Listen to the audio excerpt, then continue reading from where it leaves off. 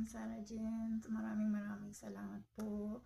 Nagpapasalamat po ako ng una sa taas. Then, pangalawa po sa inyo. Sa wakas po, na turnover na yung susi ng bahay namin sa Pagsikat Place.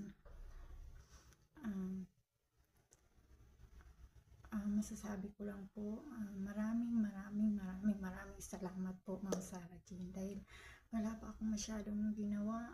Ikaw na po lahat nag-asikaso ng requirements ko.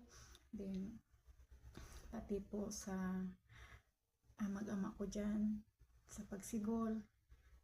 Lagi mo po silang ginagabayan. Maraming salamat po, Ma'am Sarah Jane. Then, wala pong katapusang pasasalamat po sa inyo dahil wala pa ako masyadong ginawa kundi ikaw po lahat. Hindi po ako magkakaroon ng ganyan, ng bahay na sa Pagsikat Place kung hindi po dahil sa inyo. Then, ang masasabi ko lang po, maraming salamat po. Pagpalain pa po kayo. Sana po, always lang po maging malakas po kayo, good health, and sa pamilya niyo po, maraming salamat din po.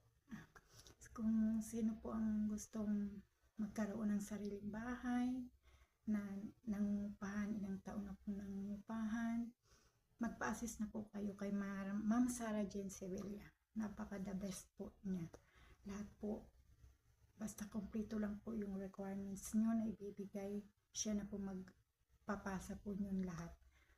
Inaasikaso, updated din po siya, mag-report sa inyo kung ano na po ang nangyayari sa loan housing nyo po. Updated po si Ma'am Sarah Jane. Thank you po, Ma'am Sarah Jane. God bless po sa akin at God bless po din sa pamilya nyo. Pagpalain pa po kayo. Thank you po. Bye-bye.